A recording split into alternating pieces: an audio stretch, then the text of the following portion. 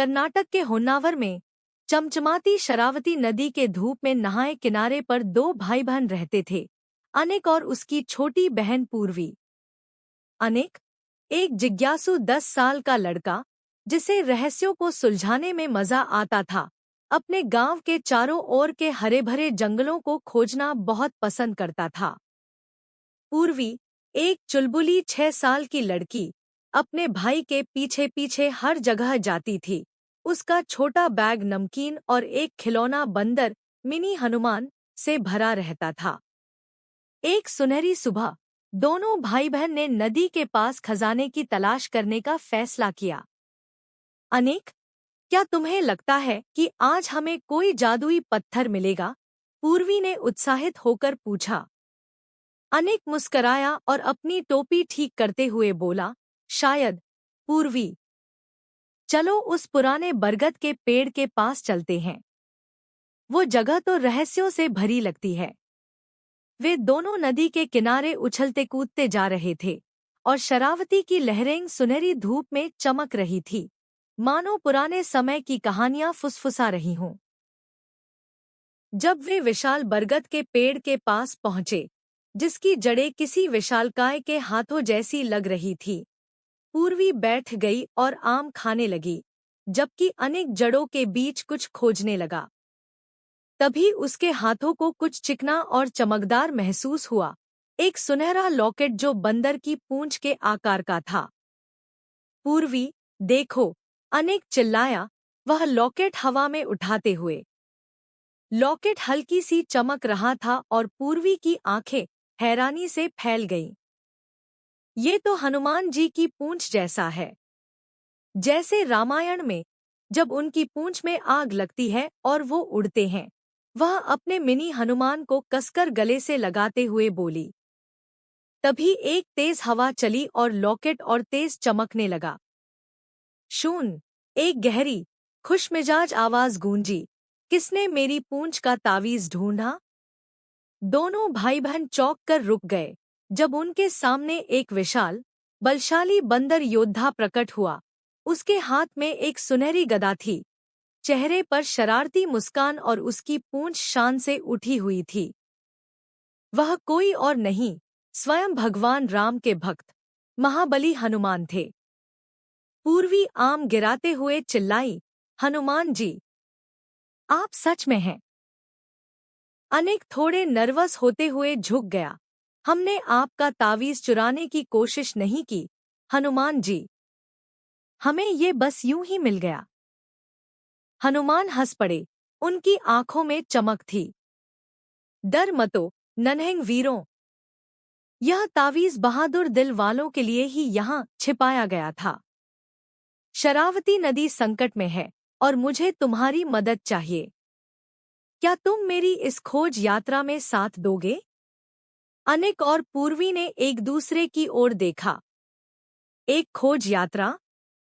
हम तैयार हैं, अनिक ने बहादुरी से कहा, और पूर्वी ने मिनी हनुमान को कसकर पकड़ते हुए सिर हिलाया। हनुमान ने ताली बजाई और अपनी पूंछ के एक झटके से वे तीनों एक जादुई नदी तट की गहराइयों में पहुंच गए, जहां की हवा जादू से झिलमिला रही थी। वहां उन्हें एक छिपा हुआ उपवन मिला, जहां शरावती देवी प्रकट हुईं, एक चमकती जल नारी के रूप में। वह चिंतित दिख रही थी। एक स्वार्थी मगरमच्छ, जिसका नाम मकर है, मेरी पवित्र मोती को चुरा ले गया है, जो मेरी नदी को शुद्ध और जीवित रखता है। उसके बिना मेरी धाराएं सूख जाएंगी और सारे जीव संकट में आ जाएंगे। हनुमान ने तुम्हें चुना है इसे वापस लाने के लिए। पूर्वी ने भौहें चढ़ाते हुए कहा, एक मगरमच्छ? कितना नीच है वो? हनुमान ने उसके सिर पर हाथ फेरते हुए कहा, मगर लालची है, लेकिन अजय नहीं। हिम्मत और समझदारी से हम उसे मात देंगे। चलो। वे जंगल से होकर आगे बढ़े।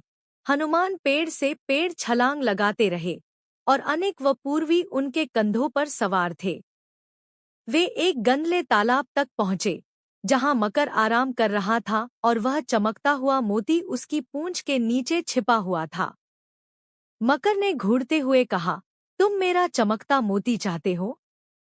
तो आओ और ले जाओ। अनेक ने फुसफुसाते हुए कहा, हमें योजना बनानी होगी। पूर्वी की आंखों में चमक आ गई। मुझे पता है, हनुमान जी ताकतवर हैं, लेकिन मकर को चमकीली चीजें पसंद है। चलो उसे धोखा देते हैं। उसने अपने बालों का चमकदार क्लिप निकाला और हवा में लहराया। ओ मकर, यह क्लिप तुम्हारे मोती से भी ज्यादा चमकीली है। मकर की आंखों में लालच झलकने लगा। मुझे दो ये। वह दहाड़ा और आगे की ओर झपटा। जैसे ही उसने अपना मुंह खोला, हनुमान बिजली की तरह झपटे और पूंछ के नीचे से मोती छीन लिया। अनेक खुशी से चिल्लाया और पूर्वी हंसते हुए क्लिप कीचड़ में फेंककर मकर को उलझाए रखी। मोती को सुरक्षित लेकर वे शरावती देवी के पास लौटे। उन्होंने मुस्कुराते हुए मोती को नदी के केंद्र में रखा। तुरंत शरावती और भी ज्यादा चमकने लगी और उसकी धाराएं खुशी से गुनगुनाने लगी। धन्यवाद, बहादुर अनेक, समझदार पूर्वी और पराक्रमी हनुमान, देवी ने कहा। तुमने मेरी नदी और उस पर निर्भर सभी जीवों को बचा लिया। हनुमान ने दोनों भाई बहन की ओर देखते हुए कहा, तुम्हारे दिल सच्चे वीरों जैसे हैं। यह पूंछ तावीज तुम्हारी बहादुरी की निशानी के रूप में रख लो। उन्होंने लॉकेट अनेक को लौटाया और पूर्वी के सिर को प्यार से सहलाया। और तुम, नन्ही वीरांगना, अपने मिनी हनुमान का ध्यान रखना। एक मुस्कान और झोंके के साथ वे अदृश्य हो गए। बरगद के पेड़ के नीचे वापस बैठते हुए अनेक और पूर्वी उस लॉकेट को देखते रहे। यह अब तक की सबसे शानदार एडवेंचर थी। पूर्वी ने कहा, अपने खिलौने को गले लगाते हुए। अनेक ने सिर हिलाया, और हमने एक जरूरी बात सीखी, जब हम साथ होते हैं तो हम कुछ भी कर सकते हैं, ठीक वैसे ही जैसे हनुमान जी। सूरज शरावती के ऊपर डूबने लगा और भाई बहन घर की ओर लौटने लगे, अगली साहसिक यात्रा के सपनों के साथ। अनेक की जेब में पूंछ वाला तावीज चमकता रहा।